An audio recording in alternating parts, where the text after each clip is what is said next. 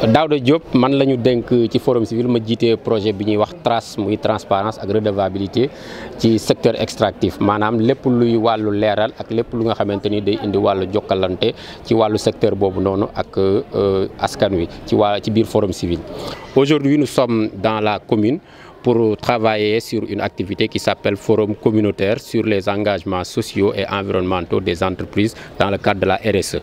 Nous avons constaté que en matière de RSE, dans la plupart des collectivités territoriales du Sénégal, la RSE n'est pas encadrée. Le Sénégal n'a pas encore une loi qui spécifique sur la RSE. Ce qui fait que la RSE est souvent réalisée au bon vouloir des entreprises, par-ci par-là, des subventions qu'ils font par-ci par-là, des dépenses qu'ils font par-ci par-là, ce qui devrait être encadré pour pouvoir permettre aux populations de pouvoir bénéficier en tout cas de tout ce qui est RSE.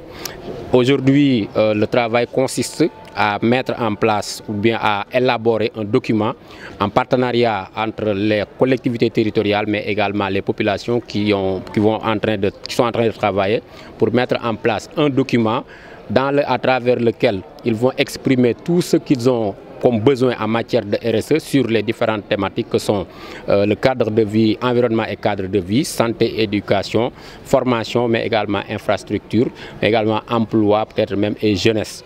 Donc ce sont toutes ces thématiques à travers lesquelles les populations, y compris la collectivité locale, vont travailler pour pouvoir mettre en place un document qu'ils pourront utiliser auprès des entreprises pour dire qu'une fois que l'entreprise est là pour faire de la RSE, ce document devrait servir de base pour pouvoir vraiment faire des investissements en matière de RSE au niveau de la collectivité territoriale de Saint-Louis. Dans le cadre du travail, les acteurs ont soulevé un certain nombre de problématiques. La première problématique, c'est que la RSE, d'après eux, elles n'ont pas encore ressenti réellement la RSE.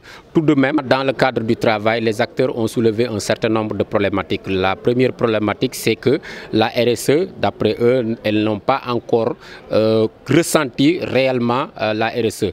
Tout de même, la commune également a fait un bilan, je vous dirais, RSE, qui a retracé un certain nombre d'actions de la RSE que l'entreprise a pris en compte. Mais tout de même, il reste à savoir que la RSE n'est pas encore sentie, vu l'envergure de l'entreprise. Je prends l'exemple de BP qui est là. Si les populations n'ont pas encore senti la RSE et l'envergure de cette entreprise, c'est parce qu'il y a un problème, comme je l'ai dit tantôt. Il n'y a pas un encadrement qu'il faut pour permettre à la collectivité, parce que ce qu'on a constaté, il y a des dépenses ou des investissements de la RSE que les entreprises font sans pour autant même que les collectivités locales soient informées. Et ça, nous considérons que ce n'est pas normal. Quand une entreprise fait des investissements dans une localité, la porte d'entrée qui devait se faire, c'est la collectivité d'abord. Mais tout de même, à Saint-Louis et dans d'autres localités, on l'a constaté. L'autre aspect, par rapport aux problématiques qui ont été soulevées, nous avons constaté que les populations acceptent que les ressources appartiennent au peuple, que la plateforme est là, forcément l'exploitation va démarrer. Mais il y avait des engagements que l'entreprise ou bien que l'État et l'entreprise avaient pris auprès des populations, surtout la communauté des pêcheurs. Lequel engagement consistait vraiment à avoir un autre récif qui devrait remplacer Diatara. Justement, ce récif, en tout cas, si ça a été construit, certains ont démontré que ce n'est pas encore comme Diatara, mais ils ont, de façon plus générale, ils ont exigé vraiment à ce qu'on leur mette en place un réceptif qui permettra d'avoir ce qu'ils ont comme ressources au niveau de Diatara pour au moins pallier le manque à gagner que les pêcheurs ont subi à travers la mise en place de cette plateforme. Ce que nous voulons, vous voyez que nous avons invité la collectivité territoriale. D'ailleurs, le représentant ou l'adjoint au maire a fait une présentation des dépenses sociales, pour ne pas dire des dépenses RSE au niveau de la commune.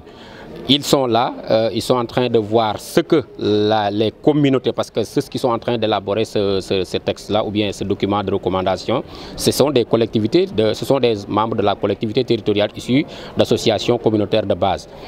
Pour nous, une fois que ce document est élaboré, au niveau du Forum civil et dans le cadre du projet, nous allons voir comment pourrons faire pour voir par rapport à ce document quelle sera la stratégie. D'abord, on a mis en place un OTSE que nous comptons élargir pour pouvoir prendre en compte d'autres sensibilités afin que ce groupe-là puisse être un cadre qui va faire le suivi certainement de la mise en œuvre de ce document.